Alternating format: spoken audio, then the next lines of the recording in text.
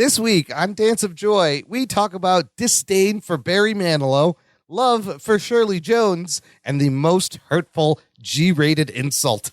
All that and more as we watch Season 5, Episode 17 of our favorite 80s hit sitcom, Perfect Strangers.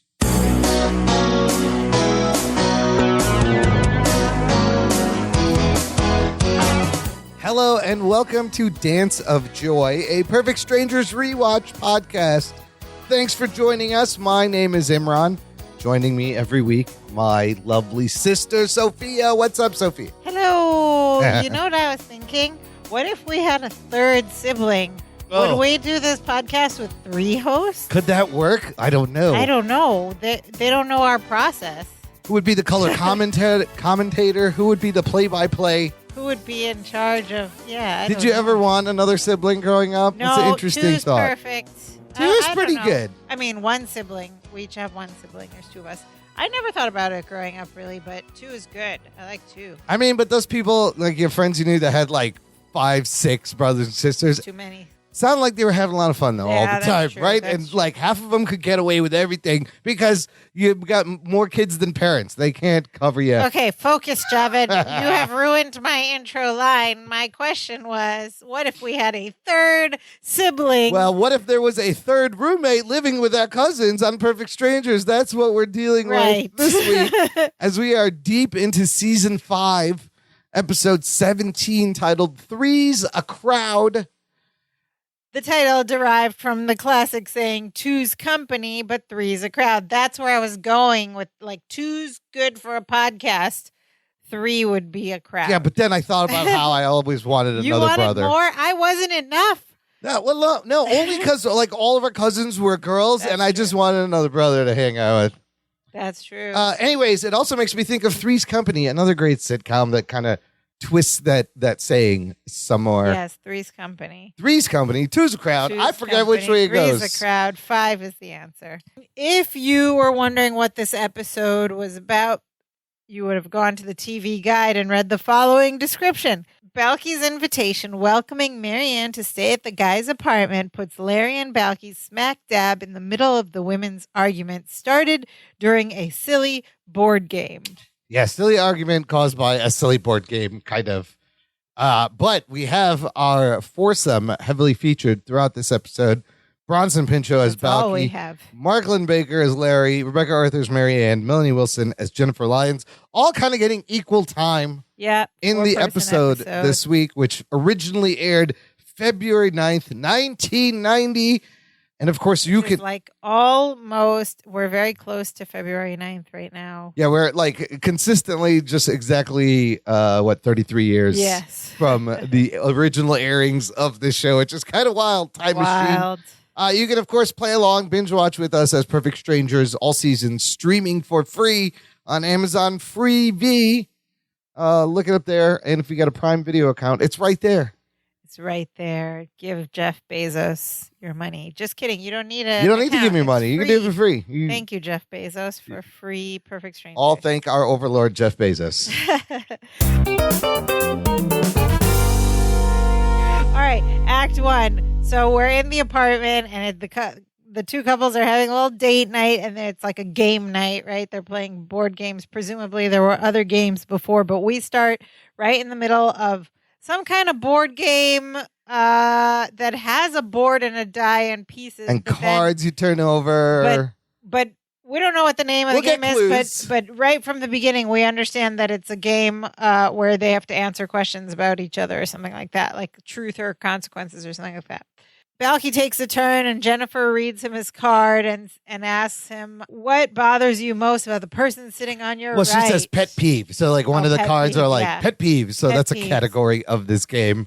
And Larry is sitting on his right. Oh, boy. So they all kind of like brace themselves. And then Balky very earnestly, very lovingly says, the thing that bothers me most about Cousin Larry is he doesn't give himself enough credit for all the good things he does. Balky, that is exactly the right way to play this game. Yeah, I love it because you can Kill him with kindness. You can see Larry bracing for the worst when he started. He's getting ready to say it, and then afterwards, Larry just has a dumb smile on my face, like, And then Balky's like, forgive me if I've hurt you. I hope I didn't hurt you.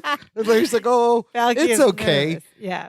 And then it's Marianne's turn. She rolls the dice, moves her spaces, and she also gets a pet peeve. A pet peeve card. And then Jennifer flips the card and reads, name a fault of the person sitting across from you, or sing a Barry Manilow song. Oh, well, Jennifer is sitting across from Marianne. But then but here's this joke that I think I got.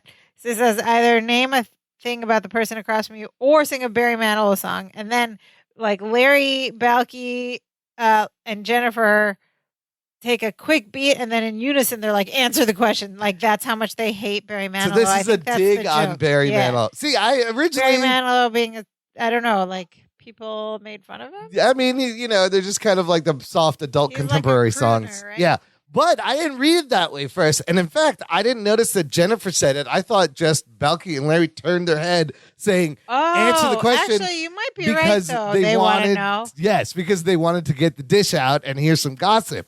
Interesting. That's what I read. Those are two totally different. But it could also be a Barry Manilow dig. Absolutely. Because I seem to remember, like, Barry Manilow was always made fun of. Yeah, because it was like Mandy and like these soft, like, your soft rock. That is so interesting. You took it a different way. You were thinking about these characters. Yeah, layered the show is. Yeah. I wonder which one it was supposed to be. Well, I thought they were like, please, for the love of God, don't sing Barry Manilow. I'll tell you exactly. Okay.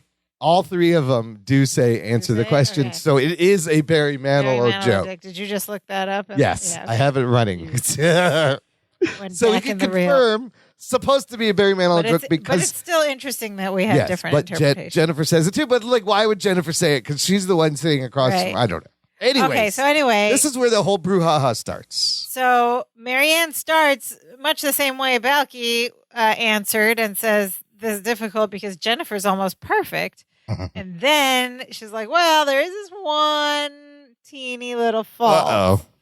And she almost doesn't say it, but she wants to win the game. Yes. So she's like, it wouldn't be worth mentioning if I didn't want to win the game. That's how we know she wants to win the game. And then Larry's like, come on. So that feeds your theory. Say it. And she said it's her habit of correcting everything I do. And I love this sequence. It cuts back to Balky and Larry. And both of them are like, No, they're laughing. Oh, yeah. As if, that's so funny. And they turn to look at Jennifer, and it cuts to Jennifer, and Jennifer is not laughing. Yeah. She's not even smiling. And she's like, I don't do that. And Marianne's like, yes, you do. Who's next? And like wants to keep playing the game. Moving along. The boys try to skip over it and keep the game going, and Jennifer's not having it. She's like, wait, what? And then she goes back to Marianne. What do you mean I correct everything you do? And Marianne explains, every time I check the passenger seatbelts, you follow right along behind me, checking them again. And I swear we've heard them have this fight before. Yeah, that sounds familiar that they bickered about this. But that's a little over, Jennifer's being... Yeah. A little over. And Jennifer's like, we'll have to because you're careless. And then Marianne gets even madder. She's like, what? And Jennifer's like, last week you left the oven on. Marianne goes, I was baking cookies. And Jennifer goes, for 3 days. So basically the conflict they're trying to set up very quickly here is Marianne is like this goofy. I swear they used this before. I can't think of which episode, but there is another episode where they set up these same two personalities. Marianne's like kooky, fun, playful, careless, and Jennifer corrects everything she does. But then this whole argument very quickly gets super personal. Right. As Marianne goes, I'm surprised you had time to check in the oven. You spend so much time in front of a mirror. Oof. Ouch. Jennifer's response? Well, at least I don't put my makeup on with a spray gun. I was like, burn, now the shots are being fired. Marianne goes, this from a person who snores like a teamster. Okay, now she's outing her snoring. This is getting really personal. What is this phrase, snores like a teamster? I mean, I would imagine like a tough teamster dude snores loud. Why? Maybe, I don't know. Jimmy Hoffa. Think about teamsters snoring. They're rough, burly, like blue-collar dudes who snore. I don't know. Okay, weird. I couldn't find the explanation for that phrase, but that's probably it's a saying. Snore. Okay, so anyway, they're like roasting each other. This from a person who snores like a teamster. And then Jennifer goes, I don't have to sit here and take this from someone who can't remember her real hair color. This used to be like this big burn in the 80s and 90s, like blondes that are not naturally blonde. Somehow there's something wrong with that. As the kids say, that escalated quickly. Yes. Because now it's personal and they're digging it. And then they like excuse themselves from the guy's apartment and keep fighting out their way out the door. And as they're leaving, Jennifer leaves first. She's like, good night, and storms out. And then Marianne, as she's leaving, what does she go? She goes, well, at least I didn't go to the prom with my brother. And then they leave. Ouch. The girls leave. It's getting one personal. Storming out after the other. And Balky and Larry's mouths are just wide open. Yeah, they're like, oh, what just happened? What? So then the next scene starts a little bit later that evening, and Larry and Balky are like in the kitchen, and Balky's like, there's a window in the kitchen, right? Like he's leaning his torso out the window as if like listening to the fighting from upstairs. And then he finally goes, the screaming has stopped. They must have made up by now. And just as he says that, there's a knock at the door, and we see Marianne with suitcases. Oh boy, that did not go well. And she has come to say goodbye to them before she moves out. So we find out she's moving out. And Balky says, why? And she says, because I would rather eat glass than live with Jennifer. Okay. Wow. That fight must have gotten more intense after they went upstairs. And Larry's like, Marianne, you can't be serious. And then Balky's like, yeah, glass is really tough on your digestive system. Oh, literal Balky. Oh. I mean, Larry's like, Jennifer's your best friend. Marianne goes, ex-best friend. So her plan is to go stay at a hotel and until she finds her own place. And upon hearing that, Balky says, wait. And of course, he insists that she stay with them, not at a hotel. Oh, boy. And he'll give her his room. He'll sleep on the couch. And Larry's just sitting there listening to all this, like, we'll do what now? Yeah, he's like, no, what are you doing? Marianne, doesn't want to put them out. She says she can't do that. She wants to stay in a hotel. And Larry he puts his hand on Balky's shoulder. He goes, well, if you think that's best. He's smart. He's trying to get out of this. And Balky goes, no. I love this. He goes, you march yourself right on in there and start unpacking. Bush. That must be what the old moms say on Meatballs. Bush. Come on, little one.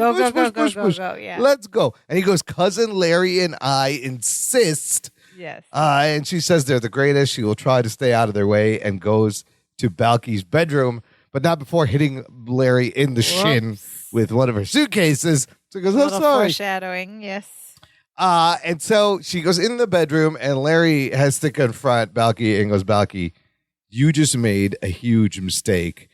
To which Balky goes, I'm sorry, cousin, did you want her to give her your room?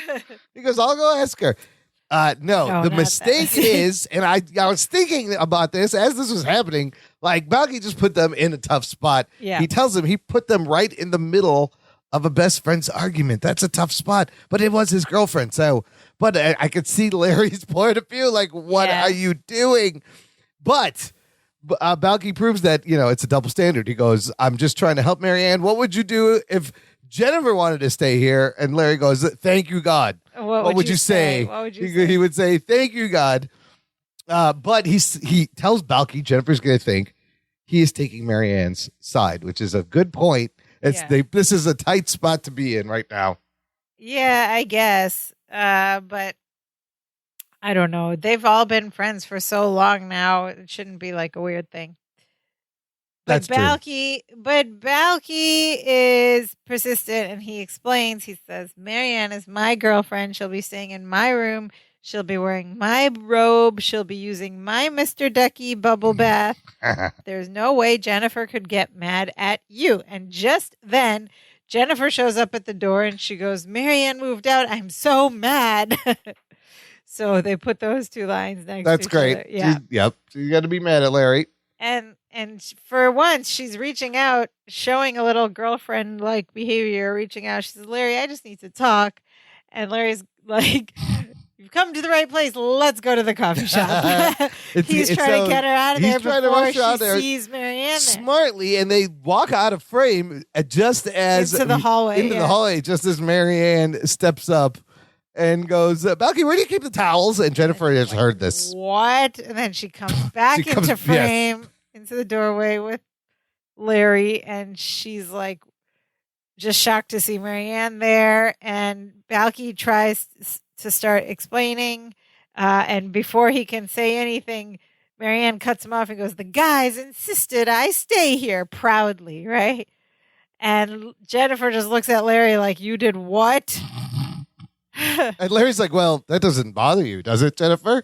And she just turns and storms off. It clearly does bother her, and this is Balky's fault. All four of them are in a pickle now. Yeah. Anyways, we cut to a morning. Some time has passed. Yes. We actually find out it's been a week. She's been staying there for a week, and Larry sleepily is coming out of his bedroom, and you see in the foreground pink sweaters on the sofa. Yeah, like the camera pans out. There's clothes hanging on top of the stereo system. Everywhere on the door. There is an ironing board in the middle of the hallway with an iron plugged in, just sitting there. As Larry yawns and kind of stumbles over to the bathroom, opens the door, and we hear a scream. And Larry shuts the door. Marianne's in there. He's like, I'm sorry. And then he turns around, and we get a little bit of pretty good physical comedy. Yeah, the first of a couple physical comedy bits in this episode. He got surprised in the bathroom. He shuts the door real quick, and he backs up, walks backward, kind of stumbling into the living room area, runs right into the ironing board, knocks it over. He tries to grab the board. It's just this very like goofy, comical, clumsy scene. He tries to grab it, and then the iron falls. He tries to grab the iron, but then the whole thing he like falls on. He ends up on his back on the floor with ironing board on top of him. It's a great fall. Behind the sofa. You see him fall behind the sofa, the iron board on top. It's a great kind of fall, and then he stumbles up. I don't know how they did that, but without getting hurt. Then he gets up, he puts the ironing board upright, and then he grabs the iron from the cord, the power cord, pulls it up, and of course he places his hand on the plate, and it burns him, and it's hot. A little sizzle. Yeah, you hear the little sizzle. He's like, that's a joke. And he sets the iron on the ironing board just behind the sofa as he goes around, sits down on the sofa, and then gets another reaction as he goes, and he's sat on the curling iron, which he pulls out from his bum and puts next to him. Then he sits down, and he leans back, and he puts his head back, and you see... He's like panting. He's trying to catch his breath. He's put his head back right where the iron is, and you see the superimposed steam coming off his iron. Smoke. It's smoke, and then he goes... Hair. He's sniffing, looking around. His hair is burning against the iron. I mean, it wasn't, but it was, yes. Yeah. So this was the first week. It was very funny. Mark Lynn-Baker was quick, but like punchy physical comedy. He did very well. That whole thing with the iron, the first thing I thought of was Home Alone. Oh, yeah. Iron to the face. Yeah. There were a lot of classic iron gags you usually think of Home Alone. To this day, I'm afraid of irons, I think, because of Home Alone. Listen, Home Alone was a kid's comedy, but like that was painful. He steps on a nail. The iron hits him right in the face. So then, but then I thought, wait, Home Alone was also in 1990, but came out in November. We're only in February, right? So several months later, but all I could think is maybe iron gags were in fashion in 1990. Well, Home Alone, it was very much like it was a cartoon brought to life, right? It was cartoony violence, but if you think about it, you're like, this would have killed them. They should be dead or have tetanus. Anyways. Oh, God, that nail in the foot. The nail in the foot always got me. Anyways, Larry sits down. He's clearly just fed up with all this. As Balky enters the door, he's wearing a coat and he's shivering. You see he's got some familiar pajamas on underneath. We don't get to see him right away. He goes, hi, cousin, as he crosses to the kitchen, and Larry's just had it. He tells him this has gone far enough. He says, I haven't seen the inside of our bathroom in a week. To which Balky goes, well, the men's room at the gas station is available, and he gives Larry a key. Like a big piece of wood. It's a piece of wood that says men with a key chained to it. He brought the bathroom key back. Yeah, that's funny. It's so funny. He's like, it's great. He goes, although if I were you, I'd bring a little 409 with me. Oh, gross. Which surprised me. I didn't know 409, the cleaning detergent, was that old. I'd buy it today still. And then they hang the men's room key on the wall. Do you agree that it's such a good product it would clean a gas station men's room? 409 for all your gas station cleaning needs. Ding! Yes, I highly endorse it. Anyways, I love that they hang the key on the wall. What was that future. nail in the wall for before the key? It was for the key. Now the bed. And what if somebody else has to use the bathroom? Is that a spare key? Is it just theirs? No, they're now? squatting. It's their private squatting bathroom in the gas station bathroom. They've taken over. Larry is now expressing his anger as he says, Balky, our lives have not been the same since Marianne moved in. We're crowded. The place is a mess, and she treats us like we're passengers on a 747. They're sitting on the sofa, and Balky's like, come on, cousin, you're exaggerating. Just as Marianne walks in her flight attendant outfit. Uniform, And she goes, good morning, gentlemen. Good morning, everyone. She goes, if you'll be seated, we can start our breakfast service. Oh, my gosh. So the joke here is that Marianne just like is a flight attendant all the time. Or as soon as she gets ready. She's always practicing. So then she guides Balky and Larry to the kitchen table, and there's like two places set like very close to each other, like airplane. Yeah, but seats. first they get up, and she's like, can I put this coat in the overhead bin to you to Balky? And then she takes it off. And we see his full Spider-Man pajamas. I was like, yes. We haven't seen these Spider-Man pajamas. My He-Man pajamas are in the wash. Since a long time, since like the second season. Hello, Baby, that episode, I think the second season. And he walks over to Larry, and Larry is just staring at his pajamas like, really? You're still wearing these? It's so funny. So she puts the coat in the overhead bin for him. And then she guides them to these two places set at the kitchen table, set very close to each other, like on right next side. to each other on the same side, like two airplane seats.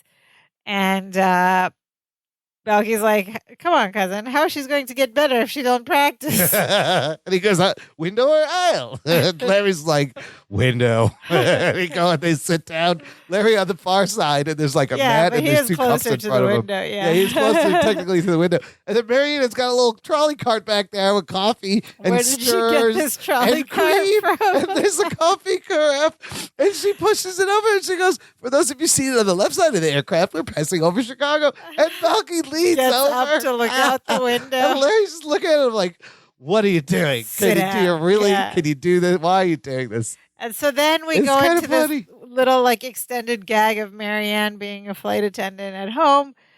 And she asks them, she pulls out like this tray with like a coffee mug, like a diner coffee mug. Would you like some coffee?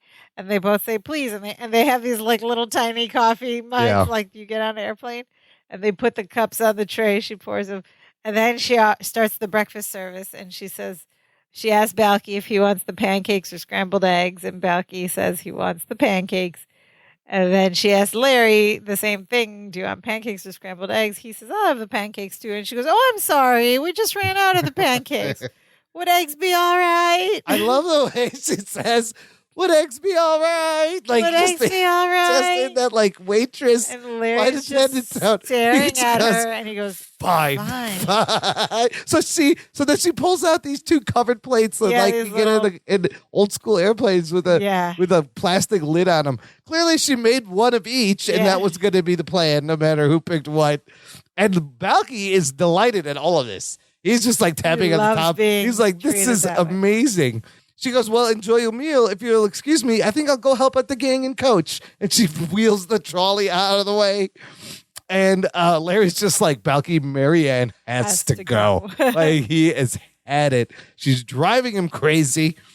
But Balky wants to know if she leaves, how are the girls ever going to get back together? At which point, Larry tells us it's been a week that she's been living there. And Balky shushes her. He's getting loud.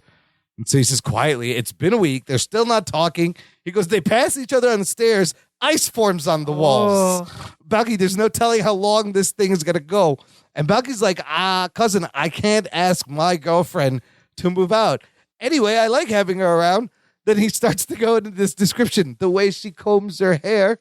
The way she sips her tea. The way she's changed my life. No, you can't take that away from me. These are lines from a famous classic jazz standard song, which is a great song. They can't take that away from me.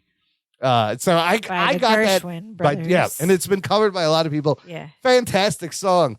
You can't take from 1937. I got that right away. That he was, I knew that. I knew that reference. I knew it was some reference by the way he was delivering the line. She combs her hair. Okay. Anyway, it's a great song. Look it up. Larry isn't moved by Balky's words, and he's like, all right, but I'm losing my girlfriend over here because Jennifer insists that he's harboring the enemy, which is a little like unfair of Jennifer, but yeah. Jennifer has to understand that Balky lives there too and made the offer, but it doesn't, they don't spend much time. But she was told the guys insisted and he can't even explain it to her. Oh, okay, yeah. But Jennifer is being a little, what Larry's like, call? No, Jennifer's not talking to me. Marianne has to go. I'm going to tell her right now. And he gets up, but Balky blocks and stands right in front of them. They're face to face in their pajamas. And he's like, get out of my way. And Balky goes, ha. He doesn't even do ha. He doesn't do the normal ha. He says ha. He's very mad. And then what do? Larry steps to the side. Balky matches him. Larry steps to the left. Balky matches him. Larry steps back in the triangle. Balky matches him, and they continue this triangle pattern. Start to waltz around, like a waltz. And then they start using their hips, and they're both smiling. And shoulders. And Balky's getting into it. And then Larry, they start using their arms. Then they do a couple of do-si-dos where they're dancing around each other. And this is Larry's plan all along as he uses this moment as a distraction to run away from Balky because he's in front. But by the time he gets to the hallway, he's looking back at the kitchen. Balky has already snuck around and covered the front of the bedroom door. Larry has not seen this because he's been looking the other way. Yeah. He backs up slowly to the door without looking. He holds his hands up. He's about to knock on the door and proceeds to knock on Balky's forehead 3 times. I laughed so hard at this part. Then another great take. It was like a cartoon. It was like a Tom and Jerry cartoon. That whole scene from the dancing to the running through the apartment to the knocking on his face. It was so funny. I was laughing. And then Larry's reaction when he turns and looks is one of shock, and it's so perfectly timed. And then Balky grabs his nose and drags him back into the Larry's nose. Drags him by his nose. And they're fighting because Larry's objective is to go and tell Marianne she has to leave, and Balky's objective is to stop Larry. So Larry's like, I'm going to tell Marianne she can't stay here anymore, and nothing you can do or say will change my mind. And they both take a big inhale as they confront each other, when suddenly Marianne comes out of the bedroom and goes, surprise time. Surprise time. She is holding something behind her back. And Larry's like, Marianne, there's something I have to say to you. And Marianne cuts him off. She goes, before you do, there's something I'd like to say to both of you. I just wanted to thank you for letting me stay here. And as a token of my appreciation, I want you to have these watches. And she pulls out these They're like gold and shiny, bling bling watches in these red velvet cases. They look like really nice. They look expensive, like a Rolex or something. And everyone's like, "Ooh!" And now this is making it a lot harder for Larry to tell her what he has to tell her. In fact, Marianne confirms that they are expensive. She bought them in Geneva. See, the beauty of having a flight attendant friend. Bought them in Geneva. Duty free, probably. And she was saving them to give to them for Christmas. But because they've been so good to her, she wanted to thank them earlier, and she gives each guy a watch and a little kiss on the. She gives Larry a kiss a little peck on the cheek. Then she gives Balky his watch and does that thing where she grabs his shoulders and throws him down in a passionate kiss. And everybody goes, woo! He leans in for a little peck on the cheek, and she grabs him and spins him down. Now, this is very thoughtful of Marianne. Even though, she was going to give him a Christmas, these are nice watches. Yeah, they're so glitzy. And so, how is, after she kisses Balky, we get a great, wow. He is stunned. And then he goes, cousin, wasn't there something you wanted to say to Marianne? How is Larry going to react to this? He goes, yes. Marianne, listen. He goes, look, I just have to tell you that. He goes, well, look, you just can't know what a joy it is having you stay with us, as he taps the watch and Marianne smiles, and so he couldn't tell her, and she just gave him watches, and the scene fades to black, and that's the end of the first act. But I mean, yeah, she the timing to diffuse that was perfect, and now he can't kick her out. He can't. What happens? We're going to find out shortly, but first, listener, you can join the conversation if you join our Facebook group. There is a link in the show description where I post a thread of every episode we're recording ahead of time. You can leave your comments, observations. You can geek out and meet other perfect strangers, diehard fans who like to dig into everything, like Balky's Spider-Man pajamas. This my Spider-Man pajamas. Pajamas. Okay, Act 2. What's going to happen? We are time jumped forward a couple of days, maybe, because everyone's in different clothes, and Larry is on the phone at the kitchen counter, and it's clear that he's talking to Jennifer from his side of the conversation. He's saying, I'm not taking sides in this thing. I wasn't the one who invited her here. And then we hear him go, no, Jennifer, I'm warning you. If you hang up on me again, I am not calling you back. And then we hear him go, hello? And she hung up. And then he slams the phone down and immediately starts calling her back. Instantly calling her back. I'm not calling you again. And then Balky bursts through the front door. He's very excited because he has some big news that he wants to share. And Larry's just trying to tell him that Marianne has to leave. And Balky excitedly says that he has come up with a plan to get the girls back together.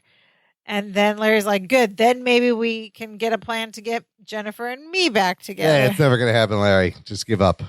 What's the plan? What's the plan? Balky reminded Marianne that her television set was still upstairs. That's the big plan. But his reasoning is that when Marianne, he says, walks in that room and she sees Jennifer and they start talking, the floodgates of friendship will open and irrigate them both with the milk of human kindness. I just have this image of like milk in an irrigation, in a floodgate, irrigation systems, aqueducts, ancient Rome. Yeah. I don't know. My mind went crazy with that one. Yeah, I didn't. Milk of human kindness. And Larry's just like, really? That's your plan? When Marianne enters the apartment and she's really mad because, as she says, quote, that witch upstairs changed the locks on the doors. Dude, that's a big move. Harsh. This fight got very bad so quickly. Locked Marianne, and Marianne's probably on the lease, right? Oh, both Jennifer their names are there. Locked her out. That's cold, Jennifer. Jennifer changed the locks. Yeah. She changed the locks. She's legally allowed to live there. This is breach of contract somewhere. Yes. So Marianne runs to the window and opens it and sticks her head out up to yell at her and goes, hey, miss, have a friend for 20 years, then stab her in the back. And then we hear Jennifer yell from upstairs, yeah, what is it? Beans for brains? I mean, that's harsh, dude, man. Beans for brains is still mean. It's very mean. Such a hurtful. This is harassment. It's such a hurtful name Beans to call for brains. someone. You people are adults. It seems so like rated G and innocent, but it's bad. Somehow it hurts. Yes, it absolutely. I thought the same thing. Beans for brains is a hurtful. Overall, Jennifer had the meaner insults in this whole episode. Yeah. Marianne looks back. She's like, "Can you believe what she just called me?" She goes, "I want my television back." She yells up there, and then you just hear Jennifer go, "Fine." And then Marianne walks away triumphantly, going, "Well, I guess I told her." And the next thing you see is a TV set come crashing down outside on the fire escape, breaking into a bunch of pieces. The fire escape above. Which really doesn't even make sense how you would do that. How because would you throw it into stacked. She'd have to be directly above and lean over and like wing it down. Like you can't just drop it straight down. How did she do that? That's a good point. I don't know what kind of fireplaces these are. Maybe they're configured differently, but she's just like aimed it and threw it. Don't think about the physics. It's the punchline. Inward to the building. It's funny. And it's also, again, you destroy someone's TV. This is very mean. This is personal. Like, this is serious. You don't destroy someone's TV. And Marianne goes, that does it. I'll show her. And she starts going to the door. And they're like, what are you going to do, Marianne? She goes, I'm going to go out and buy a new television to show her. She storms out. And Marianne, by the way, is wearing a very, like, weird 80s, 90s, like, romper bodysuit thing. Oh, yeah, it's like a red, like overall thing with a black shirt and a 60s superhero costume. It does. It kind of looks like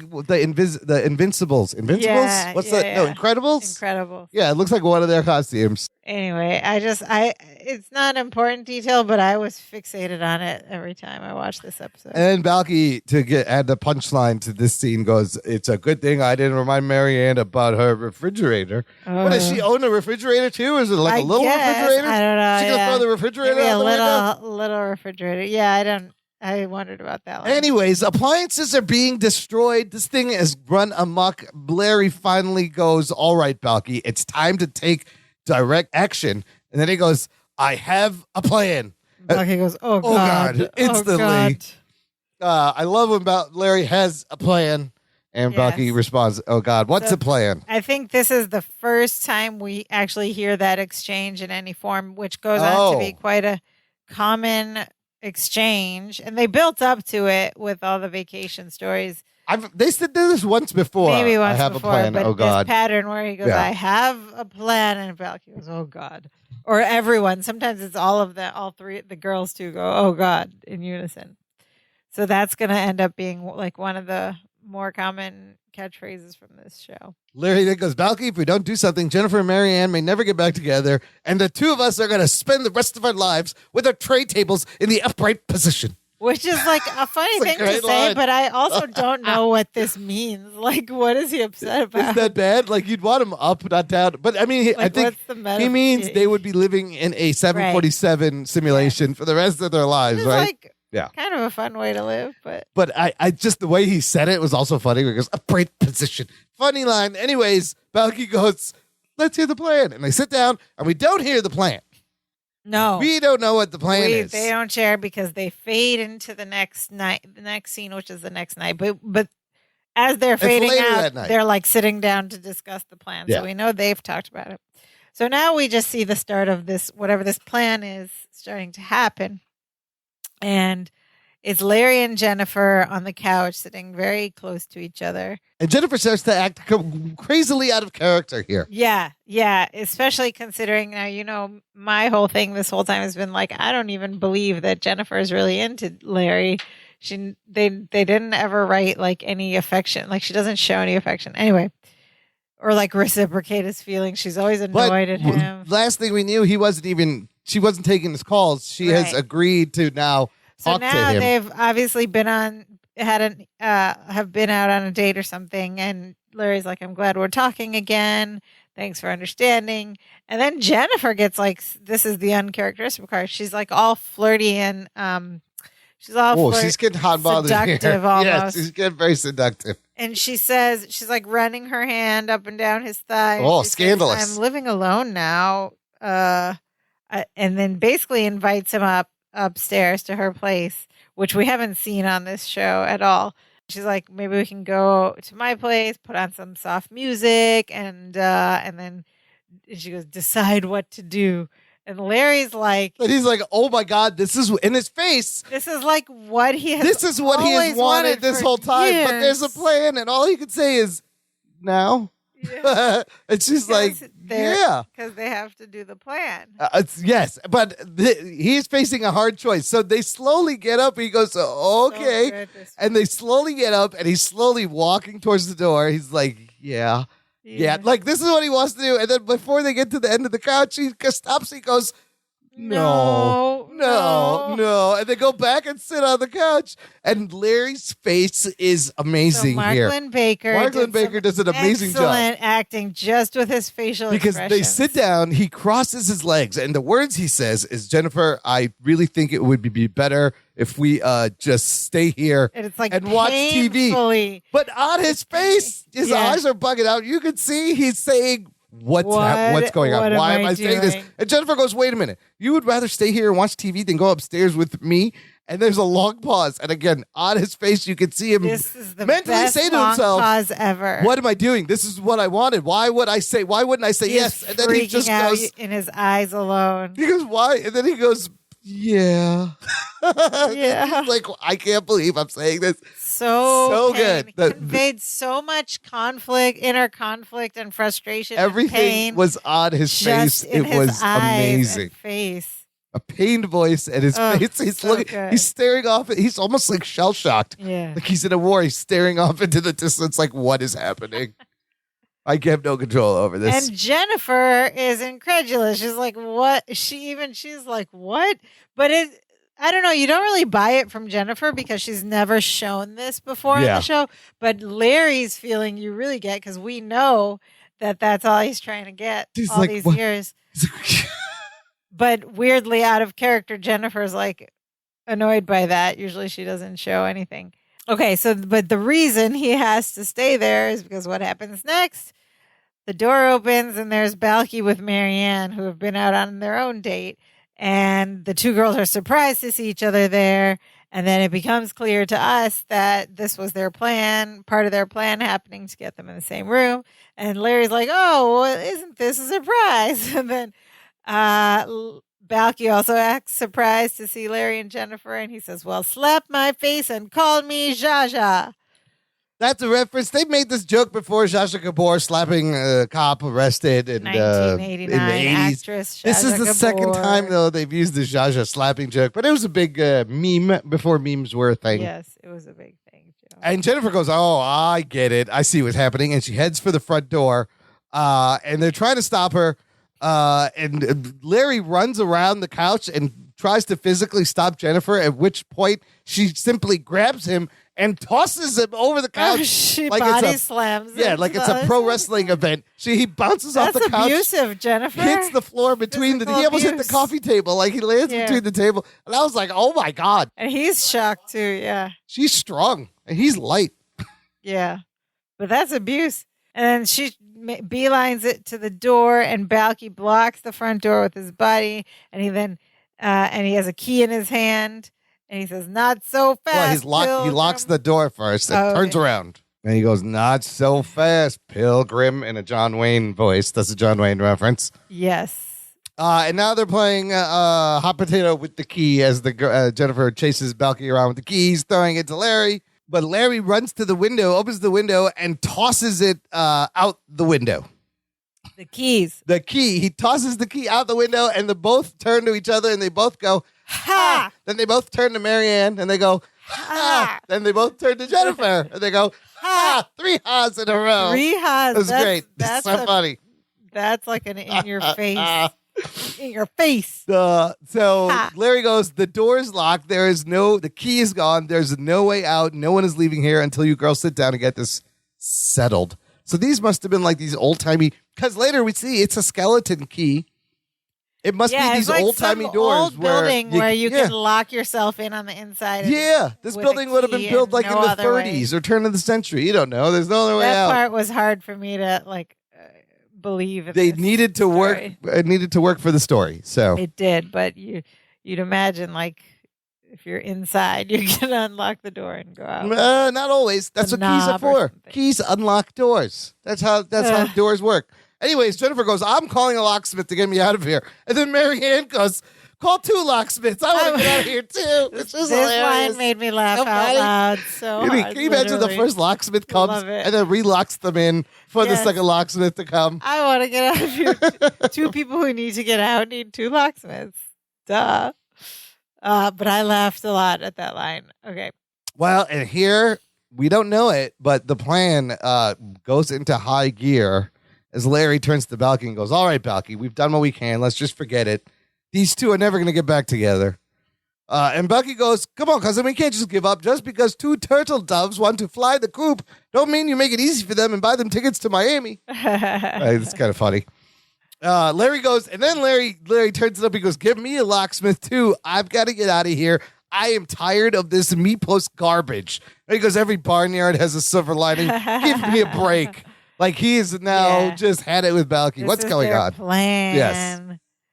And Balky's playing along. He's like, I was just trying to be nice. Something you might want to try sometime. You big Baba Sticky Head. Oh my God, he called him a Baba Sticky Head. And suddenly Jennifer and Marianne have started to watch as we see their reaction shots. Larry goes, let me tell you something. When you lie down with sheep, you wake up with ticks. I was like, oh, bird. And then Balky says, sticks and stones may hurt Shirley Jones, but nerds will never harm me. I love it. I love the twist on the sticks and stones may break your bones. Shirley Jones. You know who Shirley Jones is? It's such a random. I think they put it in here just because it rhymes. Yeah, because it's something that rhymes with bones. The minute I heard Shirley Jones, I was like, oh, the mom from the Partridge Family. Yes, if you ever watch the Partridge Family, was kind of like the competitor to the Brady Bunch and the Monkees, kind of combining the Brady Bunch and the Monkees family that was a band and went around. But that was the mom, and she was a singer also. And an actress. Speaking of the Monkees, they could have also said sticks and stones may hurt Davy Jones. Oh my God, that would have worked too. And Jennifer goes, boys, like she's starting to get worried. Larry goes, is that supposed to mean Something you've lived in this country for 4 years. Why don't you learn the language? He says to him. He does the old learn the language. And this is a great comeback from a great line for Balky. He said, I know enough of the language to tell you what I think of you in most uncertain terms. Most uncertain terms. The saying is in no uncertain terms. Right. And Larry's like, oh, yeah? And Balky goes, you're short, you're stubborn, and you're short. And Larry's like, this is from a man who names his shoes. And Balky goes, well, if that bothers you, maybe I'll just lace up Phil and Andy and walk right out of here. He calls his shoes Phil and Andy. Phil and Andy are his shoes. And then so he's heading for the door. He grabs his coat, and finally, the girls have had enough. Marianne jumps up and goes, Balky, I can't believe you're doing this. Jennifer chimes in saying, guys, you can't just throw away a friendship like that. And Larry's like, why not? I can't stay living with this guy. I've dreamed of living alone. Get yourself another roommate. And Balky's like, I will. Roommates are a dime a dance. A dime a dance. A dime a dozen is the saying. But dance is kind of funny. But Marianne says good friendships aren't. You can't let petty disagreements break them up. What? Whoa. That sounds like something familiar. And Larry says, what? Like moving out because someone insults your hair color? But Marianne, I thought Jennifer kicked her out, or they both decided. Well, anyways, the line, like, he says this, and Jennifer goes, you see her face go, I see what's going on. Marianne hasn't quite caught on, and she goes, that happened to you too? And Jennifer's like, Marianne, they're talking about us. They're trying to show us that we're letting petty disagreements break up a friendship. There's the moral of the show. Balky tells them this has gone on long enough. It's time for you to say you're sorry. And they direct each other. Jennifer and Marianne step in front of each other. And nobody wants to do it. Finally, Jennifer says first, I'm sorry, Marianne. And Marianne says, I'm sorry, Jennifer. And they hug. And they say, thanks for showing us how silly we were.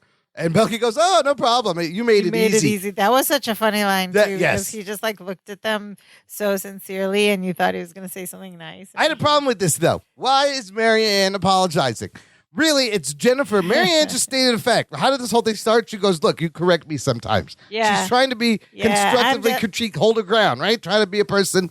And Jennifer just blows it out of proportion. Jennifer is the only one who should apologize. I don't know what Marianne is apologizing for. Yeah, I'm Team Marianne on this one. You're right. She didn't do anything wrong.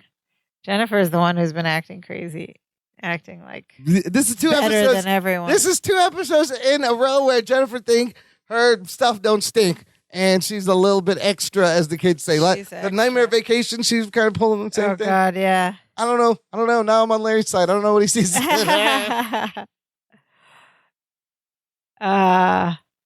Yeah, Marianne was just playing the game and answering the questions. And it wasn't even that bad, the things she said. Okay, so anyway, then we hear our lesson time music. He sort of leaves them standing together and goes to stand by Larry. And then we have this little group moment at the end. Larry says, good friends are hard to come by. Balky says, he's right, we're all very lucky. Larry says, why don't we all go to dinner and celebrate? And everyone's like, cool, good idea. And Jennifer's like, but wait, we're locked in. And Larry pulls this one skeleton key out of his pocket. He's like, nope, this is the real key. Uh-huh. And the girls all look, and Jennifer's almost proud of him. What a thoughtful guy. That's whatever. my man. And he goes over and tries to unlock the door from the inside, and the key doesn't work. It's the wrong key. He can throw the other key out. And then he looks sheepish, and then roll credits. Listener, visit our TeePublic shop if you want to get some cool Dance of Joy swag, t-shirts, hoodies, cell phone cases, mugs with a Dance of Joy logo. It's danceofjoypod.com/shop. We'll get you there. So early on in the episode, let me ask you this. Was it right for Balky to let her stay there? Putting him in that position. Yeah. Because if it was Jennifer, Larry would have done the same thing. Yeah, for sure. I mean, look, the four of them have been such good friends, presumably for at least 2 years now, something like that. 3? A few years, yeah. They should all be living together anyway. Men and women can't live together on an 80s sitcom. Not until not even in Friends. Not even in Seinfeld. That didn't happen until... They did in Friends a little bit. Oh, well, yeah, that's true. Yeah. Towards the latter half. But, no, I mean, they... Like, if it's two couples that have been friends a long time, then, yeah, obviously if they're going to go there to stay at their friend's house. No. You'd expect good friends to turn them away. See, I was kind of Team Larry because Balky put him in a spot, but... No, I'm Team Balky on this. It is his girlfriend. You can't let one of your Anyways, it's a thin argument that leads to a thin plot overall. What do you think? I mean, there's some like the 747 hostess bit had me laughing. Yeah, that bit, the physical comedy with the iron of him dancing was funny. That fall, yeah, that was good. The iron falling, and the dancing. Yeah, but generally, like, yeah, definitely. There were for me, there were solid laughs. There were a lot of laugh out loud moments. Yeah. Some of these lines, and those physical bits, but somehow while I was enjoying it and laughing out loud, I was like annoyed the whole time at like this is what dumb. The premise of this episode was. I was like, it's not believable at all to me. Like, these two women are supposed to have been best friends since 8 years old. You think they know how to but talk maybe through some differences? And point. Women do talk more than men, but maybe this was all pent up and it finally came out in the stupid board game. I don't know. The buildup of the fight and the whole setup it was like too fast, and it wasn't enough for me to really buy that. So I was like, okay, this is just a situation to have very like surface level. Yeah, it's efficient though. You got to get it moving pretty, and it, like I said, it escalates real quick, and they're just at each other's throats. And I definitely enjoyed I was laughing a lot, but I just didn't like the story. I mean, I definitely think Jennifer broke her lease by changing the locks. You can't do that. I'm just yeah. What if wait till the landlord finds out? Anyways, what did our listeners think of this episode, sister?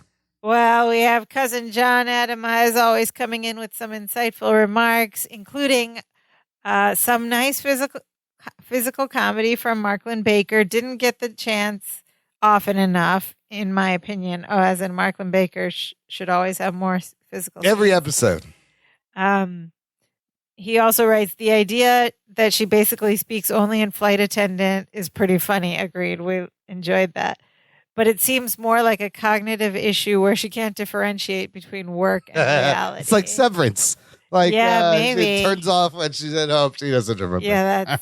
Yeah, that's what the funny thought was. But then again, we've seen her outside of work. Yeah, she's act normally. Like yeah, she just, but it's like she turns on a switch. To me, it was like as soon as she gets dressed she's in the uniform in the morning, it activates. Like comes full mode. Activate flight attendant. And she can't, yeah. Yeah. And then we have a nice little roundup of the episode, as John always gives us. Thank you, cousin John. He writes, I can't tell how I feel about this episode. Okay, it's not just me then. I can't tell how I feel about this episode. It isn't exactly groundbreaking, and it's built of false stakes. Was there, in parentheses, was there any doubt of how it ends? Still, the physical comedy was on point, and I laughed out loud at quite a few lines. For example, the "you made it easy" line. I can't deny that I enjoyed this episode despite feeling like I shouldn't have. It's a B for me. Oh my God, that is exactly how I felt. Yeah, I think he nails it. That you nailed it. Thank you. Because it had me. I mean, I was in tears on some of these things, but overall, it was a little underwhelming. Okay, it was like hilarious and underwhelming at the same time. Don't be ridiculous. Not said. Of course, I have. Don't be ridiculous. And no Dimitri. Yeah, I don't know how long it's going to take to see Dimitri again. Put Dimitri in a flight attendant's uniform. Easily, or like a little ironing board, or she could have dressed him up. Yeah. Or something. Or a little girl Dimitri. Oh, another Dimitri. Yeah. And now we're at the section of our show that we call Perfect Strangers Today, or PS Today, where we talk about, can we remake this episode today? How would that work out? I don't know. It seems maybe like it's too much unbelievable to work in today's parlance, as they say, right? Like you wouldn't buy it. The fight? Yeah, just the fight. I mean, two friends, having breaking up and staying with two other friends. Like that's kind of, some of it is kind of relatable though. Yeah. And universal. I think you could It could be made today. It just the fight would have has to be just escalate in a more realistic way. Yes, that's I think what my feeling was. Or have a little more backstory to either characters. That's the problem too with having those two in a fight is that they haven't to this point really provided any depth of character for either of them. Right. So we don't know we don't know the emotional stakes behind this fight because they've been such shallow characters so far. Right? Yeah. If it was the guys, maybe it would have been better. It would have been more. So I guess it does hold up in overall in the sense of the concept of putting friends in a tough spot, but another tough spot. Just has to have more character depth, more more somehow for us to appreciate the stakes of the fight a little bit more. But other than that, it could be done. There's nothing outdated, I guess. Like the flight attendant stuff is very similar. They did the same. There's still carts, right? And there's still you got to practice. Yeah. The key thing maybe would be different. How would you lock someone inside? Maybe it's like an electronic lock now, and he's changed the keypad or something. I don't know. Or they're like, oh, it's broken. Yeah, you just bust the door handle. Yeah, you'd break the door handle off with something. I guess it holds up. Yeah. Couple details need some working out, but it could happen. All right. It could happen next week. We get a visit from a returning character, some continuity, someone we've seen before in a crazy episode. Ooh, returns. Who could it be? It could be an explosive episode, or it could be a dud. I don't know. But in the meantime, listener, if you enjoy the show, there is ways to support the show. You can toss some dig does our way. We got a virtual tip jar in the form of a buy us a coffee button on our website. We use this service called Buy Me a Coffee, where you can buy us a couple of coffees. All goes back into supporting the show. So you show your support, give back to the nostalgia, and you can buy it on once or on a regular basis. But I love real coffee. My sister loves virtual coffee. I love the real stuff too. It just doesn't love me. Some people that can't get along. Unrequited. Yes. Buy us a couple of coffees or buy us one coffee and we'll share. Every little bit counts. In the meantime, you can come and visit us on our website, danceofjoypod.com. In case you're wondering where you can find the website streaming, you can all that is right there on the website, all the places you can listen and like and review and all that fun stuff. Or you could press a button right there and leave us a voice message right from the main website, or send us an email at danceofjoypod@gmail.com, of course. And we're on some social media as well. Check us out on Facebook, Twitter, and Instagram. But Imran, what is the most important thing our listeners should do? Oh, never drink the water on a plane. I saw this episode. Never. I don't know if it was 60 minutes. Or tea anything made with water, flight attendants have said don't drink. Don't drink it. Bring your own or just get something in a can. And also share this show with a friend. Word of mouth goes a long way. If you can just pass the word along, tell someone tomorrow about this show, we would very much appreciate it. And tell everyone you know about Perfect Strangers in general. It's 22 minutes of joy. And now we are so happy. Now we are so happy we do the dance of joy. Die, die, die, die, die, die, die, die, die. Hey, hey, hey, hey, hey, hey, hey.